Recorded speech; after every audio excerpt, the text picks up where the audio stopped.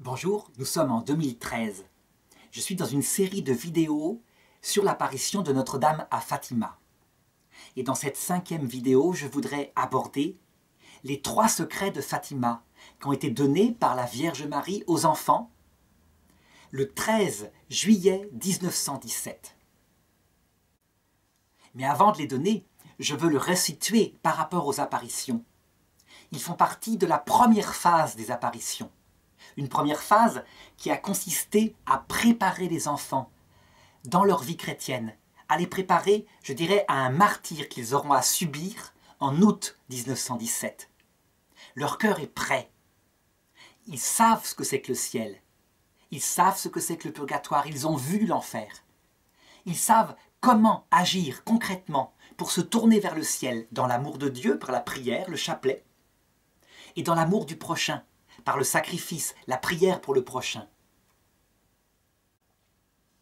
Eh bien, c'est dans ce contexte-là que, juste avant l'épreuve qui tombera sur les enfants, leur est donné 3 secrets. 3 secrets qui ont bouleversé les peuples parce que ils ne sont pas seulement des secrets spirituels sur la vie chrétienne. Ils portent sur la politique, sur ce qui se voit aux journaux de 20 heures.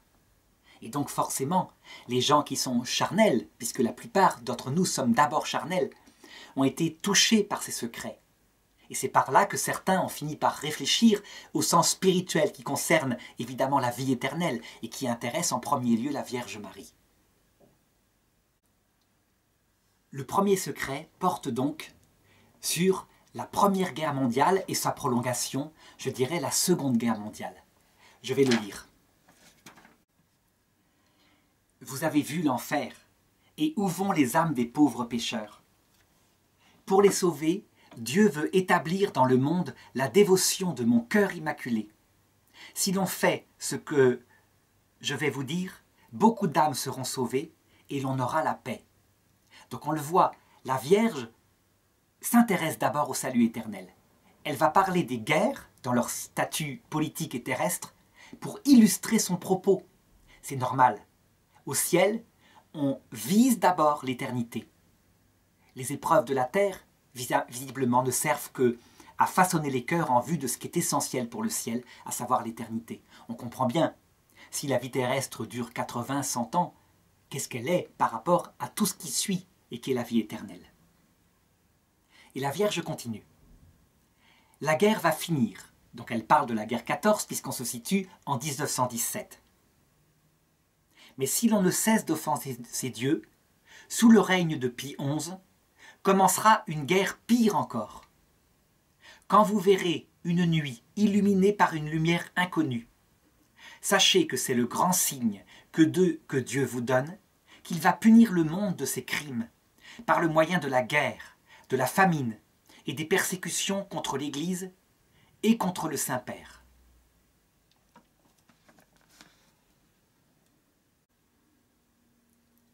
Donc il est intéressant de voir que ce premier secret met dans un seul regard la Première et la Seconde Guerre mondiale qui a eu lieu 20 ans plus tard. Et pour les historiens, c'est quelque chose qui est tout à fait logique. On peut dire que c'est par la dureté du traité de Versailles, par, je dirais, le déshonneur que des Allemands, eux-mêmes très très orgueilleux dans leur sens de la patrie, de la nation, subirent à ce moment-là. C'est aussi par des événements entre les deux, comme la crise économique, que la Seconde Guerre mondiale eut lieu. On peut même dire que finalement, Première et Seconde Guerre mondiale sont une seule guerre. Une guerre qui dure, je dirais, de 1914 à 1945. Une guerre de 30 ans. Ce qu'il faut analyser dans ce premier secret, c'est le fait que la Vierge dit que cette guerre va être envoyée par Dieu qui va punir le monde pour ses crimes, etc. C'est quelque chose qui, tout au long du XXe siècle, et surtout après le Concile Vatican II, choquera profondément les théologiens au point que certains d'entre eux ne regarderont pas les apparitions de Fatima ou les considéreront comme de l'imaginaire venant des enfants ayant trop lu l'Ancien Testament. Dans l'Ancien Testament, en réalité, à chaque fois qu'il arrive une épreuve, les hommes de l'Ancien Testament la considèrent comme venant d'abord de Dieu, et non pas comme venant d'abord du démon. Mais il la considère comme venant de Dieu en fonction de ses propres fautes. En réalité, il faudra le livre de Job, un innocent frappé par des malheurs qui ressemblent à ceux des pécheurs, pour comprendre qu'en fait, les malheurs peuvent frapper, y compris des hommes innocents, et que ces malheurs viennent de Dieu. Job se tournera vers Dieu pour dire « Mais comment ça se fait que je suis frappé ?» C'est un raisonnement tout à fait réaliste si Dieu est tout-puissant et qu'il peut arrêter l'épreuve. Job ne va pas s'attaquer au démon, puisque le démon ne peut agir qu'avec l'autorisation de Dieu. Il va donc directement poser la question à Dieu. Dans les évangiles, d'ailleurs, Jésus dit la même chose lorsqu'il est confronté à Pilate, qui lui demande s'il est roi. Jésus lui répond « Je suis roi et tu n'aurais aucun pouvoir sur moi s'il ne t'avait été donné d'en haut. » Ça veut dire que Jésus lui-même reconnaît que le pouvoir de Pilate n'est qu'une apparence de pouvoir et que Dieu peut le sortir d'affaire immédiatement, ne serait-ce qu'en envoyant des légions d'anges qui aussitôt combattraient pour lui. Alors évidemment, on peut être choqué lorsqu'on regarde ce qui est arrivé à nos arrière-grands-parents. La guerre 14, c'est une horreur absolue. La guerre 39, n'en parlons pas. Les victimes innocentes, partout. Sans compter les coupables qui sont morts. Et donc on peut se demander comment se fait-il que de tels malheurs arrivent et qui puissent venir d'un Dieu amour. Eh bien, pour le comprendre, il y a un texte de l'Ancien Testament qu'il est intéressant de lire. Il s'agit de la grande guerre civile d'Israël. La grande guerre civile contre les Benjaminites, la tribu de Benjamin, qui est racontée dans le livre des Juges à partir du chapitre 19. C'est une guerre tout à fait étonnante, mais qui, je crois, manifeste vraiment ce que c'est que la génération de nos grands-parents, de nos arrière-grands-parents au moment de la guerre 14. À savoir une génération qui se croit sainte, en Europe en tout cas, et qui est profondément dans le péché, mais sans possibilité de s'en rendre compte. Alors d'abord le texte des Juges. Il raconte ceci. Un homme de la tribu de Benjamin alla chercher sa concubine qui s'était enfuie de la maison, et il la ramena chez lui. Et en revenant, ils s'arrêtèrent dans un village de la tribu de Benjamin. Un homme les trouva au milieu de la place alors que le soleil se couchait et leur dit « Venez vite chez moi, vous ne savez pas ce que vous risquez. La nuit, c'est les bandits qui agissent. » Et donc ils allèrent chez lui où ils furent accueillis. Et effectivement, en pleine nuit, des vauriens de la ville se mirent à taper à la porte en disant « Livre-nous cet homme qui est entré chez toi, afin que nous couchions avec lui. » Ce qui veut dire qu'il y a un viol pour un homme, donc qui est proposé par ces voyous qui sont dans la ville. Alors celui qui avait accueilli cet homme et sa concubine leur dit « Mes frères, ne faites surtout pas ça. L'hospitalité, c'est sacré. Mais pour éviter que vous commettiez ce grand péché contre l'hospitalité, voilà ce que je vais faire. J'ai une fille, elle a 12-13 ans, elle n'a jamais connu d'homme et je vous la donnerai, vous ferez ce que vous voulez avec. » Alors voyant ce dévouement de cet homme, l'homme qui avait été accueilli choisit d'agir autrement. Il attrapa sa concubine qui devait avoir 16 ans, quelque chose comme ça. Il ouvrit la porte, il la mit dehors et les voyous la violèrent toute la nuit. Le lendemain matin, elle se traîna jusqu'à la porte et elle mourut. Alors l'homme sortit, il faisait jour, les ivrognes étaient rentrés chez eux, il chargea sa concubine sur son âne et là, il envoya à toutes les tribus d'Israël, les 11 tribus, une lettre accompagnée d'un morceau du corps de sa concubine en disant « Regardez ce qui se passe en Israël ». Et alors les autres tribus se mirent en colère et devant Dieu, devant l'arche d'alliance, dans la prière, décidèrent de faire la guerre à Benjamin, à moins qu'il ne livre les coupables. Benjamin réagit en disant « Pas question, nous ne livrerons pas les coupables ». Et alors la guerre démarra. Ceux qui faisaient la guerre, donc les 11 tribus, étaient extrêmement pieux et ils priaient devant l'arche d'alliance. Et ils demandaient à Dieu « Quand devons-nous attaquer, Seigneur ?» Et de l'arche d'alliance, une parole tomba qui dit « Attaquez demain ». Ils attaquèrent le lendemain. Benjamin fit une sortie par une porte derrière leur ville, les prit par le côté et leur massacrèrent 30 000 hommes. Alors les Israélites, pleins de larmes, se demandant ce qui était arrivé, allèrent vers l'arche d'alliance, là où habite Dieu, donc vers le tabernacle. Ils prièrent toute la nuit en disant « Qu'est-ce qui se passe ?» Et une parole sortit de l'arche qui leur dit « Attaquez demain ». Ils attaquèrent le lendemain, donc ils obéissent tout à fait à la parole de Dieu. Benjamin refit une sortie de la même façon et leur tua de nouveau 30 000 hommes. Alors ils pleurèrent devant l'arche de nouveau. Donc la piété est totale, ce sont des croyants juifs extraordinaires. Rien à leur reprocher, en apparence. La parole tomba de nouveau de l'arche d'alliance et leur dit « Attaquez demain, mais mettez une embuscade dans la forêt plus haut. Et quand les Benjaminites sortiront de leur ville, vous attaquerez la ville par derrière. » C'est ce que firent l'armée d'Israël. Elle pénétra dans la ville de Benjamin et elle tua tout le monde, femmes et enfants compris. Voyant ceci, l'armée de Benjamin recula, alors Israël fonça sur eux et les massacra tous sauf 8 hommes. Et le lendemain matin, devant l'arche, ils se réjouissaient. Et quand ils eurent fini de boire, ils se dirent l'un à l'autre « Mais au fait, nous avons tué toutes les femmes, tous les enfants. Mince, une tribu d'Israël a disparu. » Alors ils réfléchirent entre eux, et comme ils avaient promis de ne pas donner leurs femmes comme épouses aux Benjaminites à cause de leur grand péché, ils trouvèrent une solution. Ils firent un réseau vers des tribus d'Arabes du secteur, ils piquèrent des jeunes filles qui étaient au champ, et ils les donnèrent comme femmes aux 8 survivants de Benjamin. Et c'est ainsi que la guerre se termina. Lorsque nous, on regarde ce texte, du haut de notre sagesse acquise, plus de, je dirais, près de 4000 ans plus tard, ou 3000 ans plus tard, on voit bien le péché dans ces hommes-là. À savoir que la femme n'est rien qu'un morceau de viande. On la vole, on la donne au viol. Le grand péché absolu, c'est l'hospitalité qui serait bafouée. Ça, surtout pas.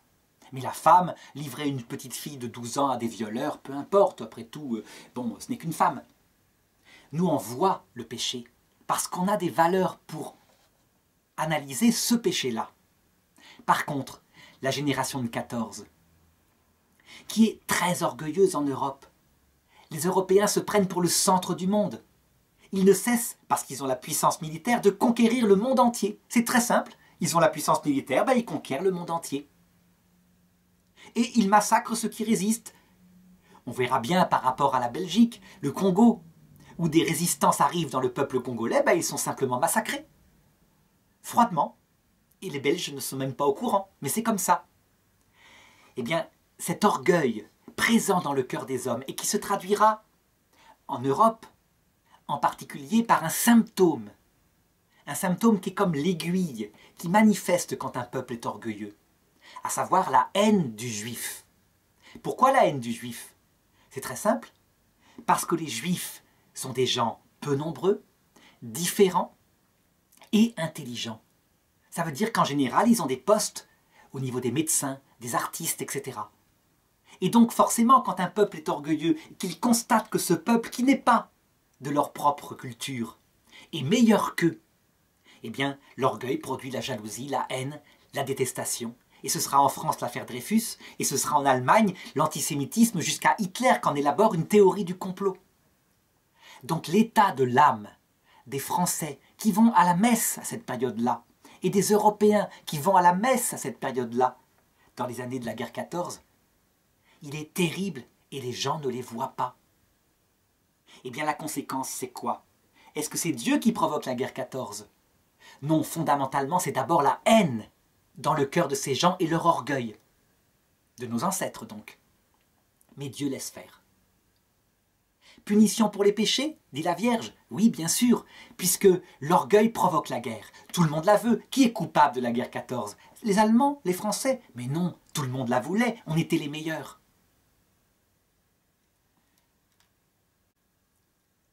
Qu'est-ce que va provoquer cette guerre 14 et la guerre 39 qui la suit? Eh bien, des crimes abominables comme on n'a jamais vu, des peuples qui disparaîtront. Et le crime ultime, comme disait le saint abbé Franz Stock, Auschwitz, les camps d'extermination, un peuple entier, femmes et enfants compris, massacrés par des peuples chrétiens, d'origine chrétienne en tout cas.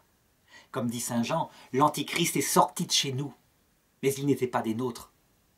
Et ça va bouleverser la civilisation européenne et même occidentale tout entière, au point de provoquer 20 ans plus tard, le grand tremblement de mai 68 où on refuse les valeurs des parents, on rejette tout en bloc dans une crise d'adolescence terrible.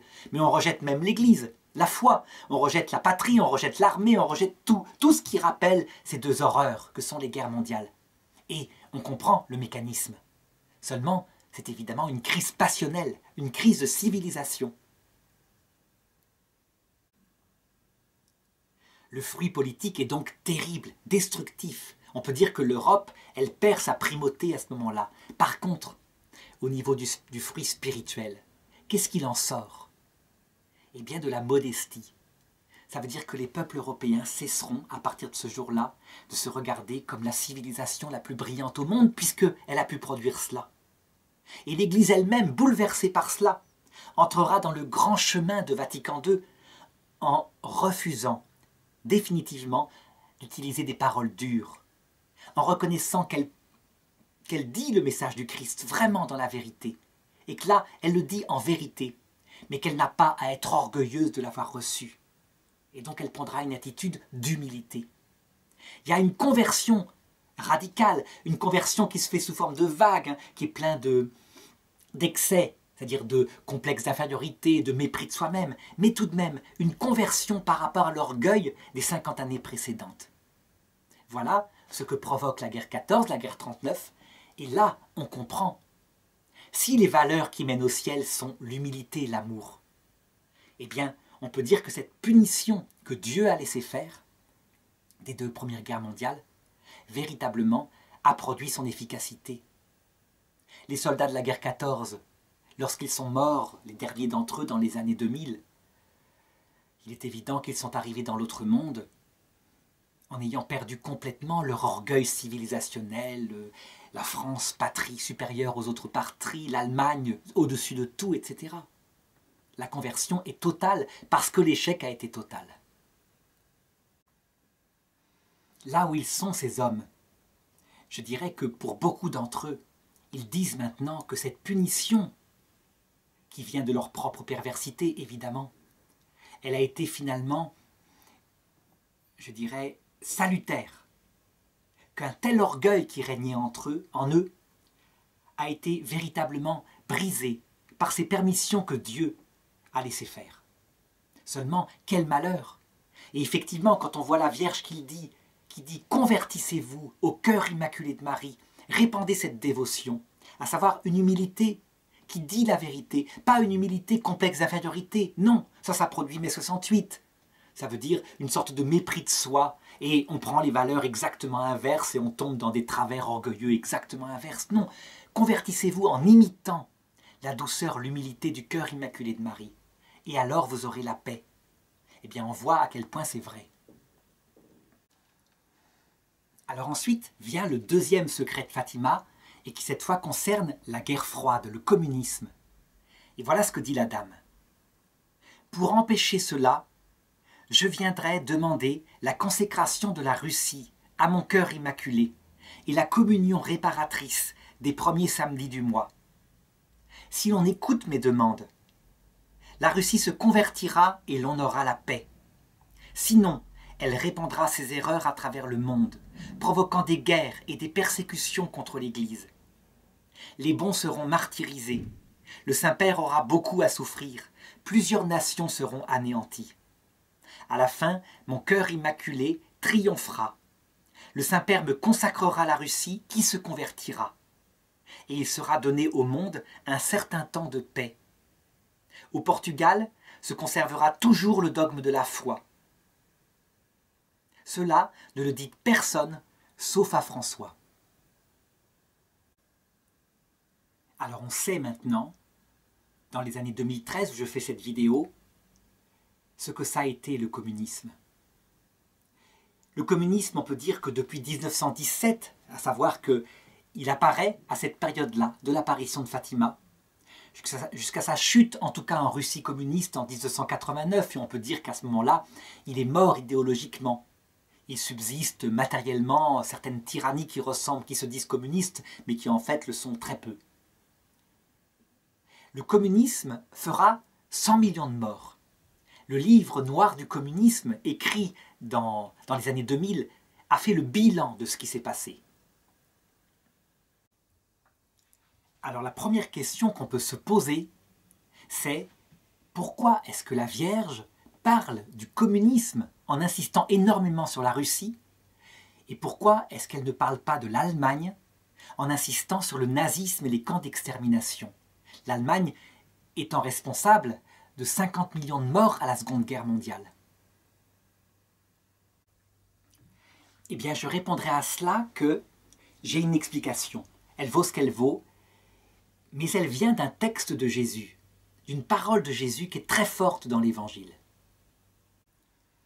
Elle se trouve en Matthieu chapitre 10, verset 28, quand Jésus dit « Ne craignez pas ceux qui tuent le corps, craignez plutôt ceux qui, outre le corps, tuent aussi l'âme et ont le pouvoir d'emmener l'âme dans la géhenne éternelle. » Eh bien, je pense en fait que la guerre 14 est l'idolâtrie de la patrie.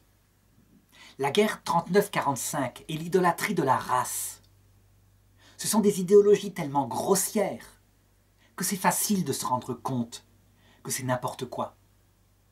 Qu'on ne peut pas exalter sa patrie au point de tuer les autres patries. Ça, dans les tranchées de 14, ils l'ont tout de suite compris. Que d'autre part, exalter la race allemande au point de mépriser toutes les autres races, eh bien les Allemands ils vont l'apprendre ne serait-ce que parce que la race inférieure, la Russie, slave, blond aux yeux bleus, eh bien viendra leur faire payer jusque dans leur patrie en 1945. On peut dire que les deux guerres mondiales en question, elles tuent le corps. Et c'est facile d'être anti-nazi quand on a un tout petit peu de culture. Par contre, la puissance du communisme, c'est qu'il tue l'âme. Ça veut dire que même maintenant, en 2013, plein d'intellectuels disent « le communisme, c'est pas pareil ». Le communisme cherche le bien. Il cherche le bien des pauvres. Actuellement, en 2013, si quelqu'un dit qu'il aime sa patrie, il est tout de suite considéré comme étant un nazi potentiel, quelqu'un d'extrême droite. Ça veut dire que les traumatismes du début du XXe siècle sont assimilés. L'excès fait tellement peur que même la modération, à savoir un amour légitime de sa patrie, devient quelque chose de dangereux. Par contre, le communisme, lorsqu'on dit que le communisme est criminel, tout de suite des voix s'élèvent dans les médias pour dire « mais non, le communisme, lui, cherchait le bien, c'était une bonne intention ». Quand on répond « mais le communisme, partout où il a été établi, sans exception, il a tué, il a inventé le goulag et le meurtre après ». Eh bien on répond « c'est parce que personne ne l'a établi ». En fait, à chaque fois, des tyrans l'ont détourné de ce qu'il était et du coup, ils se sont mis à tuer. La puissance du communisme, de cette idéologie qui paraît généreuse, c'est qu'en fait, elle atteint l'intelligence elle-même. Le communisme se prétend doctrine scientifique du bien des hommes. En réalité, lorsqu'on réfléchit 2 minutes, on s'aperçoit que, comme le disait Pie XII, le communisme est intrinsèquement pervers. Ça veut dire qu'il ne peut que tuer parce qu'il n'est pas correspondant à ce que c'est que la nature humaine. Je dirais qu'en 3 minutes, quelqu'un peut s'en rendre compte. Par exemple, si on est prof en classe, il suffit de faire un test de générosité en disant à ses élèves, à partir de maintenant, parce que je vois que certains sont d'un milieu bourgeois et ont des cours par leurs parents qui leur permettent d'être bons en classe, que d'autres par contre sont défavorisés et sont obligés de travailler chez eux tout seuls. À partir de maintenant, je supprime les devoirs à la maison et toutes les notes seront 10 sur 20. Parce que comme ça, il y aura une égalité généreuse et tout le monde pourra réussir. Eh bien, en faisant cette chose-là en 2 minutes et en interrogeant les élèves sur les conséquences de cette histoire apparaissent. À savoir qu'aucun élève, se connaissant parfaitement, ayant du bon sens, ne va dire que ça va marcher comme système. Qu'est-ce qui va se passer en fait? Eh bien, au premier enthousiasme, on peut dire que certains, la plupart, 80%, comprendront que ce n'est pas la peine de travailler, puisque de toute façon, ils auront 10. Et que 20% vont travailler en se disant c'est formidable, mais au moins je travaille, parce que moi ce qui m'intéresse, ce n'est pas les notes, c'est le travail.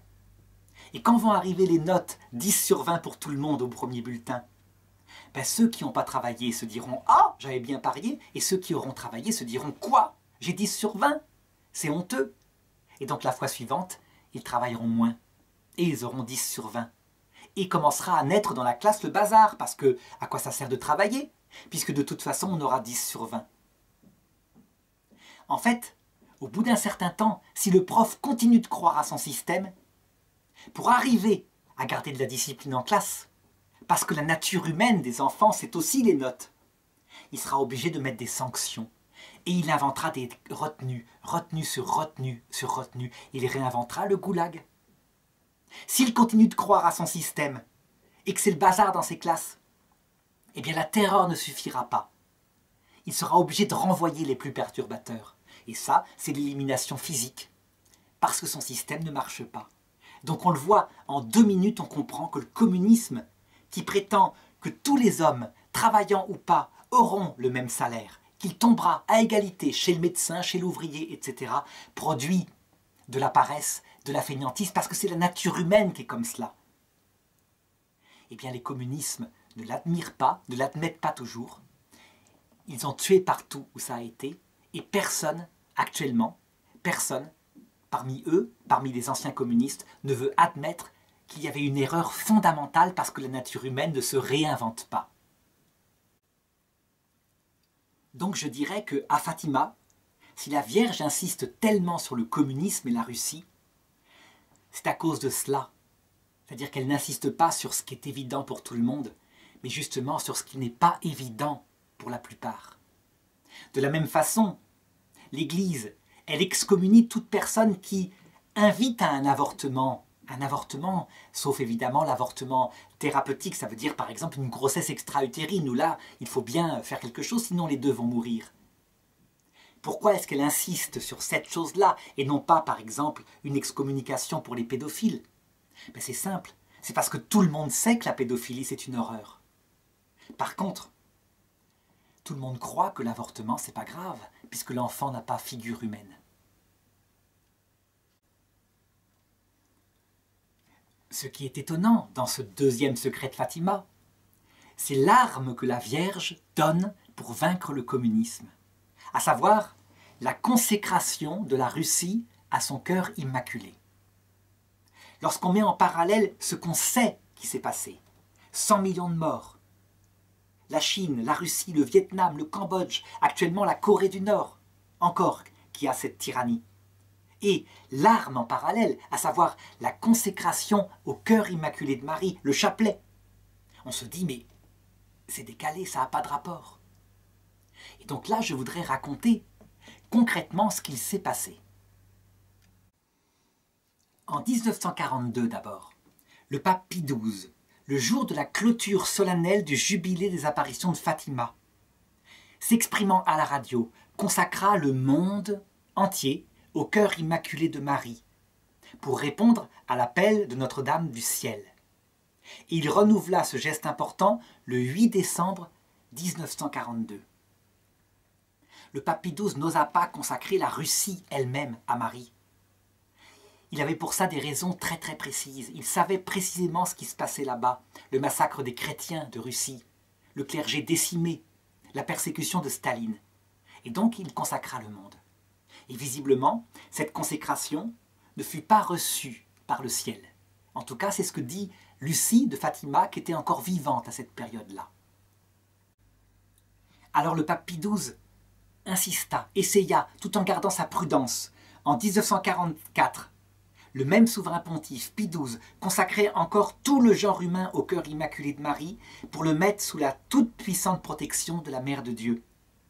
À l'occasion de cette même cérémonie, il décréta que l'Église entière, célébrant chaque année une fête en l'honneur du cœur immaculé de Marie, afin d'obtenir par l'intercession de la Très Sainte Vierge la paix des nations, la liberté de l'Église, la conversion des pécheurs, l'amour de la pureté et la pratique des vertus. En fait, cette deuxième consécration ne fut pas non plus visiblement agréée par le ciel, parce que, en fait, le 12 juin 1929, la Vierge avait dit par Lucie qu'il fallait que cette consécration nomme la Russie et qu'en même temps elle soit faite en communion avec les évêques du monde entier, donc pas seulement le Saint-Père. Ensuite, le temps passe, et on sait que le 13 mai 1981, le pape Jean-Paul II est atteint par un attentat meurtrier fait par Mohamed Ali Akka. Et il raconte à tout le monde, à ceux qui peuvent bien le rencontrer dans les audiences, qu'il a vu de ses yeux l'ange de Fatima, qui a détourné la balle et qui a empêché qu'il soit tué. Et c'est vrai que le criminel se disait « Moi, j'ai jamais raté quelqu'un d'aussi près ». Il ne comprenait pas qu'il ait raté le pape Jean-Paul II. Cette chose-là bouleversa le pape Jean-Paul II, qui décida donc d'obtempérer aux ordres de la Vierge et de consacrer la Russie à Marie. Seulement, on était en pleine guerre froide, Solidarność était en train d'apparaître, le syndicat en Pologne, et donc le Saint-Père voulut aussi être diplomate et ne pas choquer les dignitaires communistes qui étaient profondément antichrétiens. Et c'est pourquoi il décide de refaire la consécration de la Russie au cœur immaculé de Marie. Il le fait une première fois, mais la collégialité avec les évêques n'est pas obtenue. Et enfin, à force d'insister, de contacter les évêques, il obtient en 1984 que les évêques du monde entier s'unissent à lui spirituellement lors de la consécration.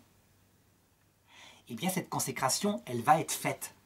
Elle va être faite en nommant le monde, mais aussi la Russie.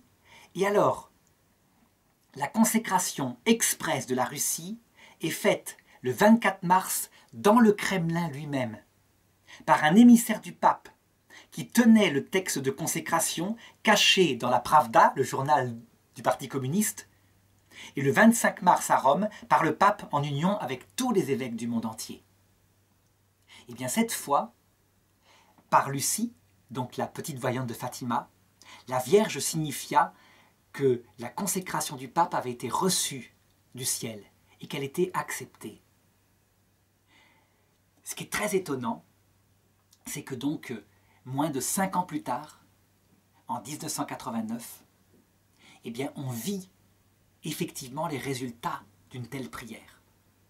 Le communisme, je me rappelle, dans ma jeunesse, l'Union soviétique, qui avait de quoi détruire par ses missiles 2000 ou 3000 fois la Terre, en un seul coup, sans qu'il y ait un seul mort, s'écroula.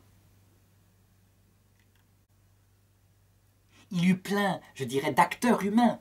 On pense à Mikhaïl Gorbatchev qui voulut faire une perestroïka, c'est-à-dire une vérité sur le système qui ne marchait pas. Mais on pense aussi à Ronald Reagan qui fit un bluff grâce à des renseignements qu'il avait eus sur la ruine, l'état de ruine de l'Union soviétique, avec son histoire de guerre, je dirais, des satellites. Je pense à la pression de Jean-Paul II qui demanda aux syndicats en Pologne de ne pas provoquer les autorités, pour ne pas que la Russie ait à envoyer les chars comme il l'avait fait en Tchécoslovaquie quelques années plus tôt. Et bref, sous le coup de toute une série de pressions spirituelles, eh bien le communisme s'écroula de lui-même. Les gens reconnurent que ce système-là ne marchait pas. Ça se fit douloureusement, mais ça se fit. Et ce qu'on constata un peu après, c'est que la Russie elle-même redevint chrétienne officiellement. La foi n'avait pas disparu.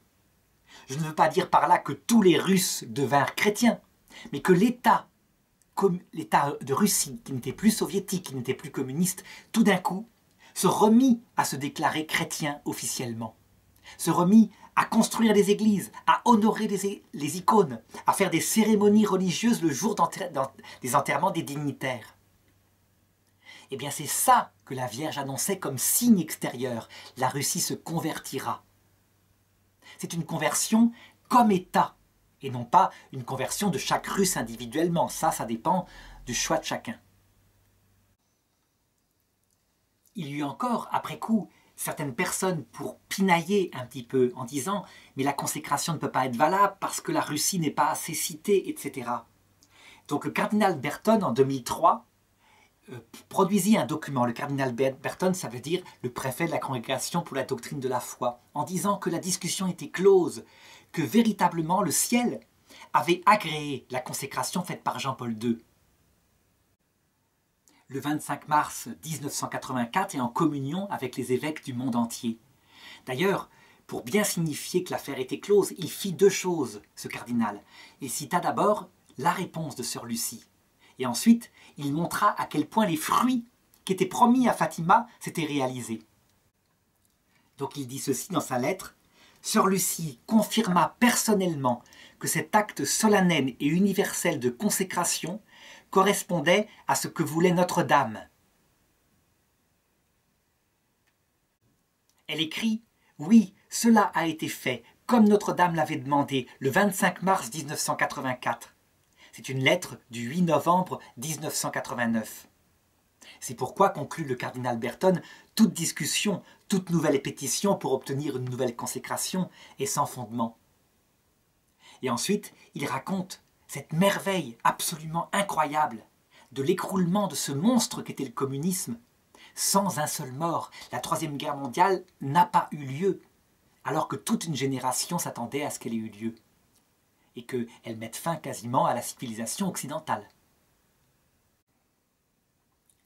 Alors, au-delà de ce débat, je dirais qu'on a au XXe siècle un signe, je dirais, charnel dans l'histoire des hommes, qu'on peut voir de ses yeux, un signe charnel de l'efficacité de cette consécration au cœur immaculé de Marie, qu'il ne faut pas prendre évidemment comme un acte simplement ponctuel, mais comme une attitude du cœur qui consiste, à l'appel de Notre-Dame, à avoir maintenant une vie chrétienne par Marie, comme le dit d'ailleurs Saint Louis-Marie Grignon de Montfort, le secret de Marie.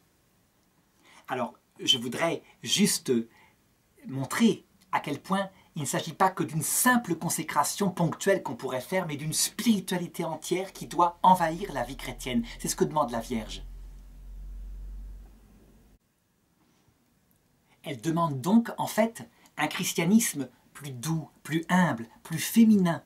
C'est quelque chose qui paraît choquant pour ceux qui pensent qu'il faut aussi les valeurs masculines. Attention, il ne s'agit pas de perdre les valeurs masculines, mais de mettre dans ces valeurs masculines qui sont l'annonce de l'Évangile, la dénonciation des hérésies, le combat pour la vérité, d'y mettre aussi des valeurs féminines qui sont l'humilité, le respect de ceux qui pensent différemment, le fait d'annoncer l'Évangile non pas par peur que ces gens aillent en enfer, mais par joie de leur annoncer le Christ.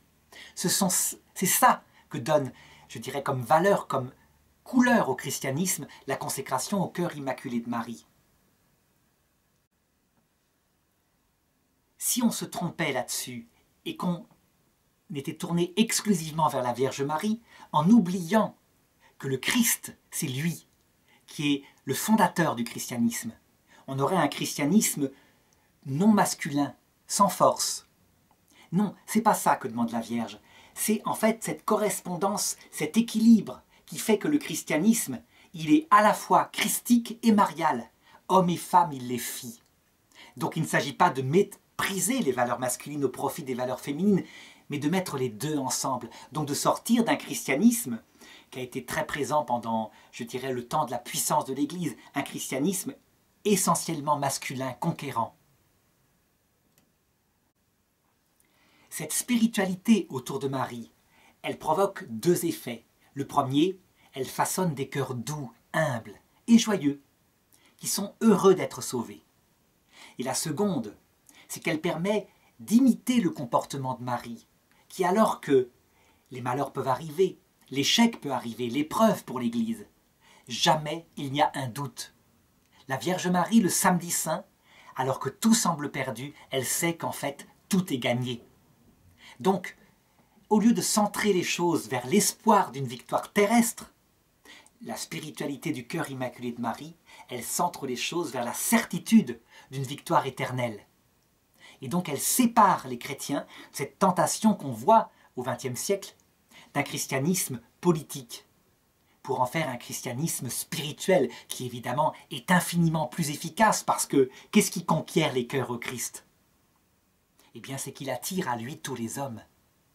Comme le disait une petite martyre musulmane, chrétienne en terre musulmane, appelée Asia Bibi, elle disait « Le Christ, lui, il s'est sacrifié pour moi ». Et c'est ce qui lui valut de faire des années de prison, parce qu'elle avait osé dire une vérité qui semblait humilier les femmes musulmanes de son village.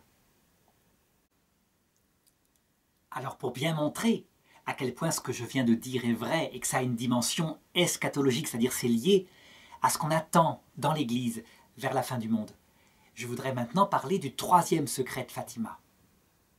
Le troisième secret de Fatima, il n'a été publié que en l'an 2000, pour l'année du jubilé de la naissance du Christ, les 2000 ans de la naissance du Christ, par le pape Jean-Paul II. Il n'a pas voulu le publier avant.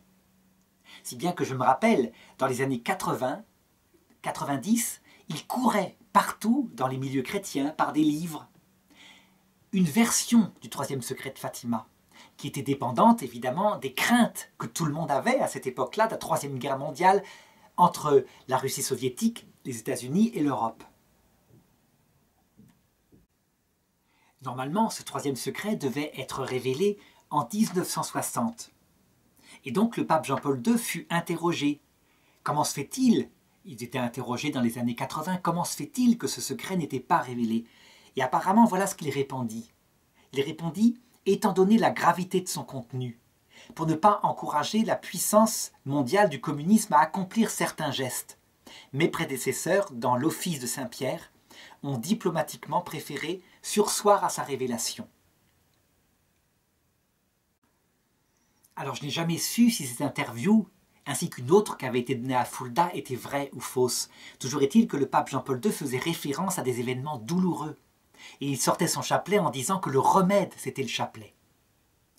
Du coup, dans ces années-là, il se répandit, comme une rumeur, un secret de Fatima, un troisième secret de Fatima que le Saint-Siège ne voulut ni confirmer ni infirmer.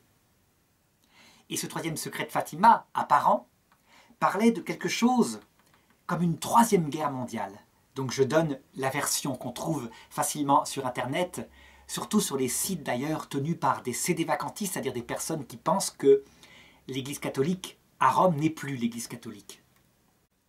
Et donc ce texte, qui a été démontré comme non authentique après, commence comme ça. « Ne t'inquiète pas, cher enfant, je suis la Mère de Dieu, qui te parle et qui te prie de proclamer en mon nom le message suivant au monde entier. Tu t'attireras, ce faisant, de fortes hostilités. Écoute et retiens bien ce que je te dis. Les hommes doivent devenir meilleurs, ils doivent implorer la rémission des péchés qu'ils ont commis et qu'ils continueront à commettre. Et ensuite, voilà les choses concrètes. Si sur toute l'humanité viendra un grand châtiment, pas aujourd'hui, ni même demain, mais dans la deuxième moitié du XXe siècle. Ce que j'ai déjà fait connaître à la Salette par les enfants Mélanie et Maximin, je le répète aujourd'hui devant toi. L'humanité a été sacrilège et elle foule aux pieds le don qu'elle a reçu. L'ordre ne règne plus nulle part. Même aux postes les plus élevés, c'est Satan qui gouverne et décide la marche des affaires. Il saura même s'introduire jusqu'au plus haut poste de l'Église. Il réussira à semer la confusion dans l'esprit des grands savants qui inventent des armes avec lesquelles on peut détruire la moitié de l'humanité en quelques minutes. Et ensuite, le texte cite une série de catastrophes qui ressemblent tout à fait à une troisième guerre mondiale nucléaire, avec des peuples qui disparaissent tout entiers, etc. Actuellement encore, ce faux troisième secret de Fatima est proclamé par des églises qui se sont séparées de Rome. En effet, comme il insiste beaucoup sur les péchés à l'intérieur de l'Église et jusqu'au sommet de l'Église, et que les églises qui se sont séparées de Rome, en particulier les églises intégristes, disent que le Concile Vatican de lui-même serait inspiré par des francs-maçons et par le démon. Mais il est tout à fait logique, effectivement, que ce secret soit gardé comme étant le vrai par ces groupes. Seulement, en l'an 2000, le pape Jean-Paul II donna le vrai texte du troisième secret de Fatima, et je vais le lire maintenant. Donc c'est Lucie qui écrit et qui dit ceci. Après les deux parties que j'ai déjà exposées, donc les deux premiers secrets de Fatima, nous avons vu sur le côté gauche de Notre-Dame, un peu plus en hauteur, un ange avec une épée de feu dans la main gauche. Elle scintillait et émettait des flammes qui, semblait-il, devaient incendier le monde. Donc sans doute que cette vision indique les punitions de Dieu qui peuvent frapper le monde, les fameuses guerres en question. Mais elle s'éteignait au contact de la splendeur qui émanait de la main droite de Notre-Dame en direction de lui, ce qui indique le comportement de Marie comme mère du monde, qui veut que l'ange n'agisse pas avec cette force, mais avec plus de douceur, pour le même but qu'est le salut du monde, évidemment. L'ange, indiquant la terre avec sa main droite, dit d'une voix forte « Pénitence, pénitence, pénitence !» Et nous vîmes dans une lumière immense qui est Dieu, quoique quelque chose de semblable à la manière dont se voient les personnes dans un miroir quand elles passent devant. À un évêque vêtu de blanc, et nous avons eu le pressentiment que c'était le Saint-Père. Nous vîmes divers autres évêques, prêtres, religieux et religieuses, montés sur une montagne escarpée, au sommet de laquelle il y avait une grande croix en tronc brut, comme s'ils étaient en chêne liège, avec leur écorce. Avant d'y arriver, le Saint-Père traversa une grande ville, à moitié en ruine et à moitié tremblant, d'un pas vacillant, affligé de souffrance et de peine, il priait pour les âmes des cadavres qu'il trouvait sur son chemin. Parvenu au sommet de la montagne, prosterné à genoux au pied de la grande croix, il fut tué par un groupe de soldats qui tirèrent avec plusieurs coups, avec une arme à feu et avec des flèches. Et de la même manière moururent les uns après les autres les évêques, les prêtres, les religieux, les religieuses et divers laïcs, hommes et femmes, de classes et de catégories sociales différentes. Sous les deux bras de la croix, il y avait deux anges, chacun avec un arrosoir de cristal à la main, dans lequel ils recueillaient le sang des martyrs et avec lesquels ils irriguaient les âmes qui s'approchaient de Dieu. Lorsque le pape Jean-Paul II publia ce troisième secret de Fatima, il fut une surprise totale dans le monde. On peut dire que dans les milieux intégristes dont je parlais, il commença à y avoir des théories comme quoi ce secret était un faux, que le pape Jean-Paul II, qui d'ailleurs était un faux pape pour certains d'entre eux, pour les plus durs d'entre eux, avait falsifié le texte. Et c'est vrai qu'ils ne comprenaient pas. On parle ici d'un attentat contre le pape et des évêques qui sont tués et des laïcs. Le cardinal Ratzinger avait tenu à accompagner la publication du secret de Fatima par une notice, où il disait que manifestement, ce troisième secret de Fatima avait été, accompli lors de l'attentat contre le pape Jean-Paul II le 13 mai 1981. Et donc c'est vrai que cette notice, si on considère ce qu'en disait le pape Jean-Paul II un peu avant, eh bien elle permit de mettre dans le passé ce secret, et donc sans doute d'éviter que certains aient des idées par rapport à des attentats nouveaux contre le Saint-Père. En réalité, quand on lit bien le texte, on s'aperçoit que son style est apocalyptique. Ça veut dire un style symbolique. Une croix particulière avec un tronc noueux. On voit bien, il y a des images. Ça ne peut pas se réaliser au sens matériel du terme, à savoir un pape qui montrait une montagne où il serait crucifié sur une croix comme cela. Cette crucifixion qui est annoncée, où des prêtres sont tués avec des armes à feu et des flèches, la flèche symbolisant l'attaque qui touche au cœur, attaque par la parole parfois, et des armes à feu éventuellement une attaque physique. Eh bien, tout cela, on le sent bien, ça fait référence à des événements d'une très grande profondeur. Est-ce qu'on a eu, dans l'histoire de l'Église déjà, un événement matériel qui pouvait symboliser un événement spirituel concernant l'Église tout entière? Eh bien, je dirais que oui. On a même, au fondement même de l'Église, cette chose-là. Et pour s'en rendre compte, il suffit de lire le tout dernier chapitre de l'Évangile selon saint Jean. C'est un texte bizarre, un texte qu'on a du mal à comprendre. En gros, Jésus parle à Pierre, qui l'a renié 3 fois, quelques semaines plus tôt, et il lui demande 3 fois « m'aimes-tu » Et ensuite, il lui annonce son avenir. Saint Jean insiste pour dire cela. Il lui dit « Quand tu étais jeune, tu allais où tu voulais parce que tu mettais toi-même ta ceinture. Quand tu seras devenu vieux, un autre te mettra ta ceinture pour t'emmener là où tu ne voudrais pas. » Et saint Jean commente en disant « Il indiquait ainsi par quel genre de mort Pierre devait glorifier Dieu. » Puis il lui dit « Suis-moi. » Alors Pierre, se retournant vers Jésus et voyant derrière lui le disciple que Jésus aimait, à savoir Jean justement, dit à Jésus, « Et lui, Seigneur ?» Et alors Jésus répondit, « S'il me plaît qu'il demeure jusqu'à ce que je vienne, que t'importe?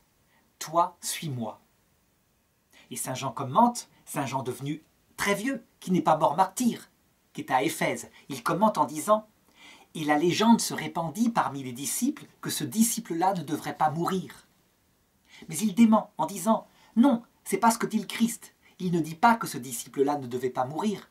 Mais il dit, « S'il me plaît qu'il demeure jusqu'à ce que je vienne, que t'importe, toi, suis-moi. »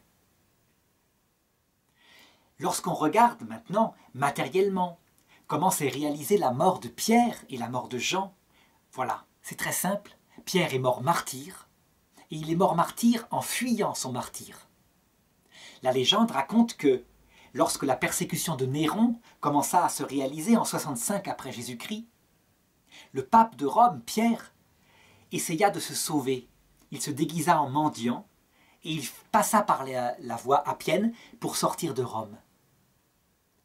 Il rencontra, en sortant, un homme qui montait vers la ville de Rome. Et il reconnut stupéfait Jésus, déguisé lui aussi en mendiant.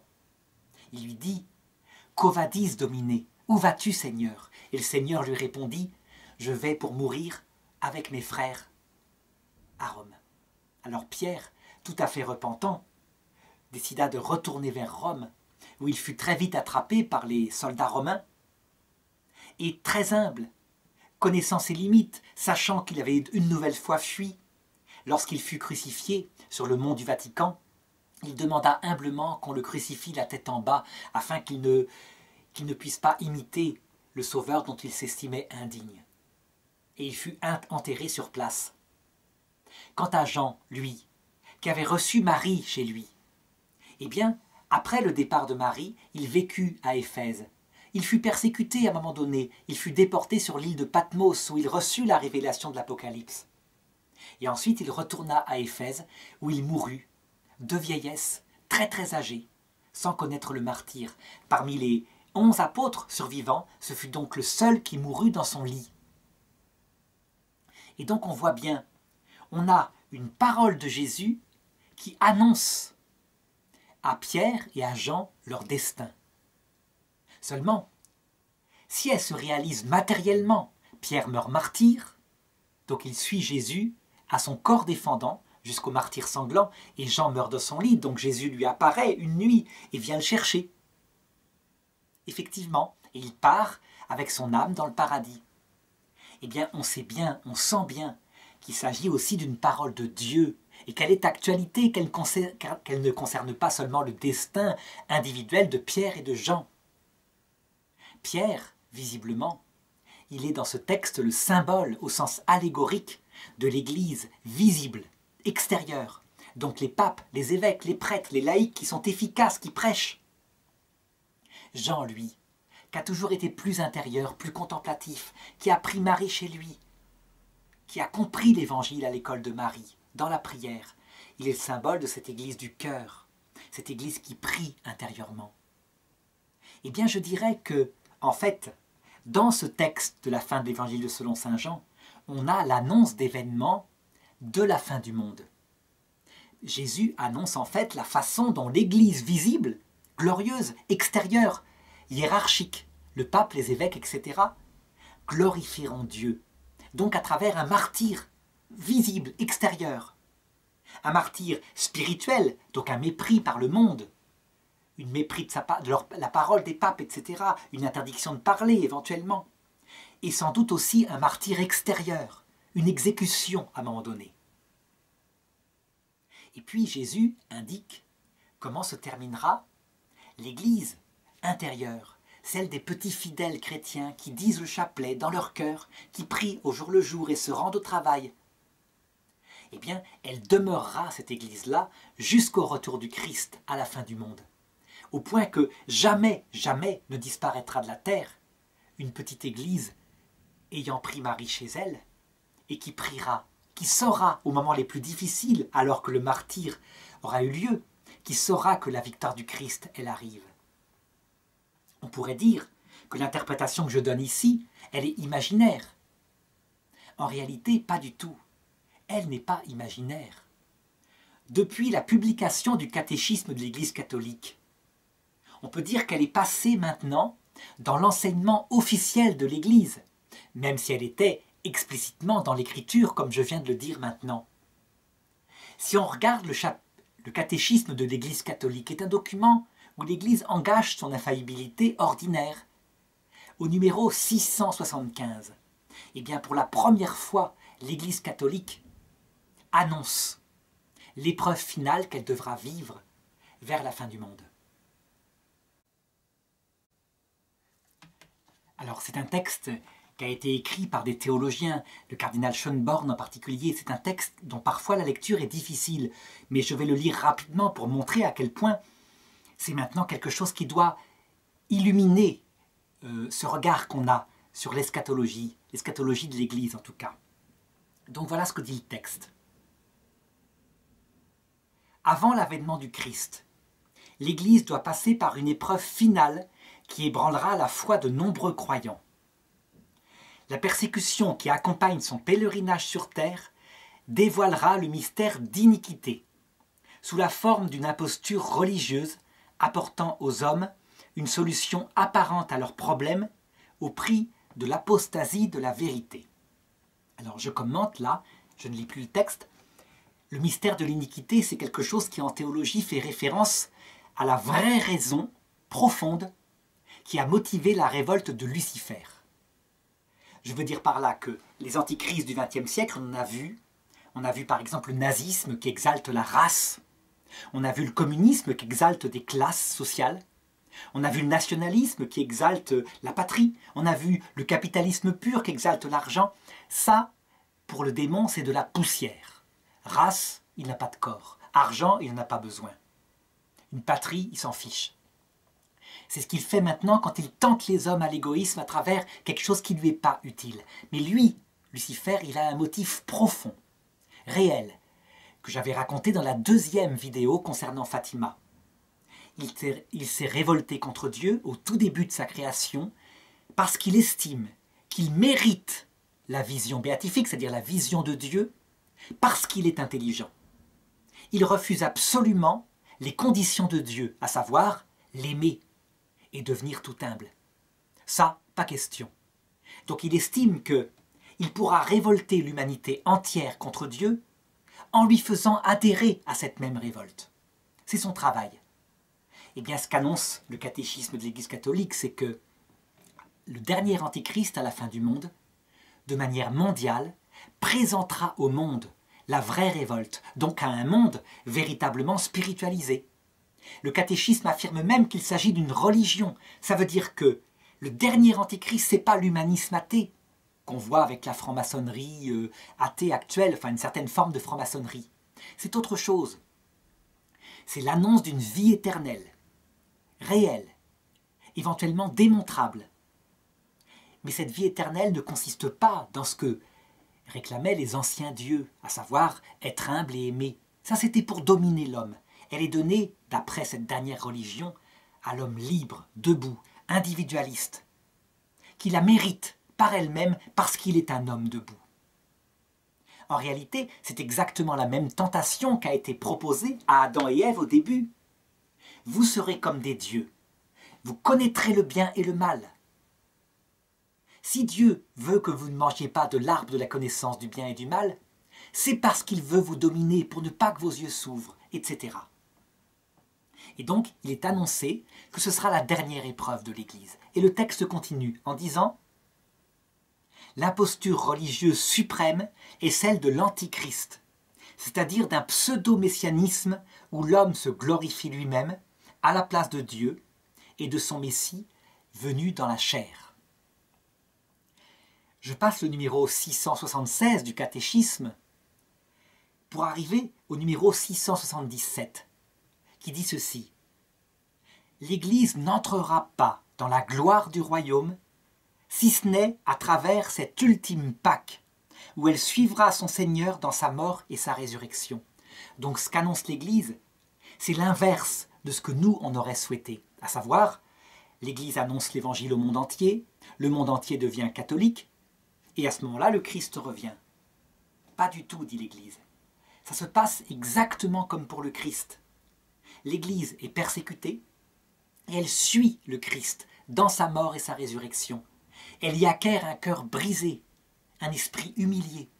Elle devient conforme au Christ, toute humble. Et à ce moment-là, en donnant sa vie comme cela, elle évite sans doute à l'humanité de passer par des épreuves aussi terribles. Et le texte continue en disant « Le royaume ne s'accomplira donc pas par un triomphe historique de l'Église, donc une victoire extérieure et visible, selon un progrès ascendant, mais par une victoire de Dieu sur le déchaînement du mal, qui fera descendre du ciel son épouse. » Alors ça veut dire quoi? Une victoire de Dieu qui fera descendre du ciel son épouse?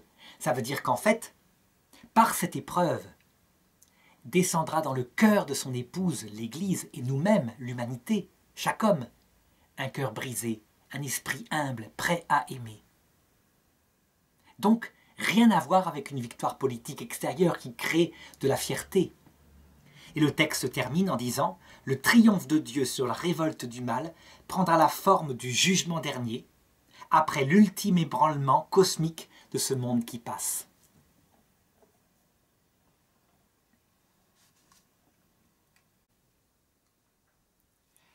Eh bien, je dirais que le troisième secret de Fatima, loin d'être, comme le souhaitaient certains dans les années où il n'était pas publié, une simple catastrophe nouvelle, une troisième guerre mondiale, il va beaucoup plus loin. Il se projette cette fois dans un mystère qui dépasse telle époque. C'est un mystère qui concerne l'Église universelle tout entier. On pourrait dire que, venant du ciel, la Vierge, pour la première fois, elle fait comme Jésus. Elle annonce aux disciples que l'Église devra monter vers, symboliquement, Jérusalem, et que là, elle sera attrapée par les grands prêtres et mise à mort. Attention, il ne s'agit pas évidemment des vrais grands prêtres, c'est symbolique, ça veut dire qu'en fait c'est l'humanité qui fera cela à l'Église. Un peu comme le Christ annonçait qu'il devrait monter vers Jérusalem et que là il y serait crucifié. On sait que Saint Pierre s'opposa à cela en disant « Ça ne t'arrivera pas, Seigneur ». Lui voulait une victoire extérieure qui se voit, une royauté visible du Christ. Et Jésus le chassa en disant « Va-t'en loin de moi, Satan, tes pensées ne sont pas celles de Dieu mais celles des hommes. » Et bien de la même façon, l'Église commence à annoncer, poussée par l'Esprit Saint, qu'elle vivra la même épreuve que le Christ. Et que donc sa victoire sera une victoire par la croix. De la même façon, la Vierge Marie à Fatima, elle prépare visiblement une Église qui lui ressemble et qui devra, dans ses événements finaux, être comme elle le samedi saint de l'Église. Ça veut dire, alors que tout extérieurement semblera fini, ne jamais douter, toujours savoir que la victoire est là, que le retour du Christ se fait et qu'il est pour bientôt. C'est donc une mission extrêmement compliquée, mais que personne ne peut vivre sauf s'il prend le cœur immaculé de la Vierge Marie chez lui, comme Saint Jean le fit. C'est quelque chose d'extrêmement vertical qui semble s'opposer à notre nature qui est politique, qui, elle, souhaite une victoire extérieure. Donc il faut s'attendre à ce que cette petite église de la fin du monde qu'annonçait Saint Louis-Marie de Montfort sera très peu nombreuse. Il y a peu d'hommes qui sont assez spirituels pour comprendre la profondeur de cette mission. Mais peu importe, à la rigueur. Au samedi saint, il n'y avait que la Vierge Marie et quelques femmes qui étaient fidèles et qui attendaient pour la nuit la résurrection du Christ. N'empêche que tout est né de là. De la même façon, dans cette Église, à la fin du monde, eh bien, son sacrifice final de la papauté et le sacrifice intérieur de cette petite Église de Marie provoquera le retour du Christ. Et donc, pour l'humanité qui ne sait pas ça, le salut éternel. De la même façon que le Christ, en mourant, introduisit l'humanité entière dans la possibilité du salut, de la même façon, à la fin du monde, l'Église, en suivant le Christ dans son martyre, eh bien, provoquera le retour du Christ et introduira l'humanité en acte dans la vie éternelle, sauf évidemment ceux qui mépriseront ce message face au Christ lors de son retour. Alors je voudrais terminer cette vidéo en insistant aussi sur un sens allégorique de ce troisième secret de Fatima. Il est donné dans la politique. Il parle de l'Église. Visiblement, c'est la papauté qui subit un martyre. Mais évidemment, il ne faut pas oublier que dans son style eschatologique, il parle aussi de notre vie individuelle à nous. Ça veut dire qu'il annonce qu'en fait, notre destin est le même.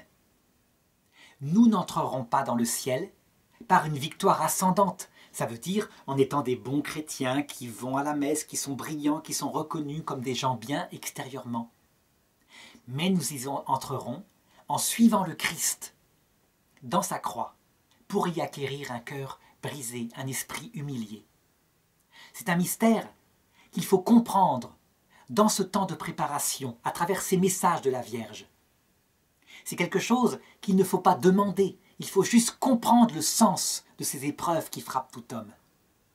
Et dans la vidéo suivante, où je verrai comment les enfants ont vécu eux-mêmes leur nuit, leur véritable épreuve, leur crucifixion, leur martyre, eh bien, j'analyserai, encore une fois, la raison de cette épreuve, de cette nécessité de passer par la croix pour entrer dans la gloire.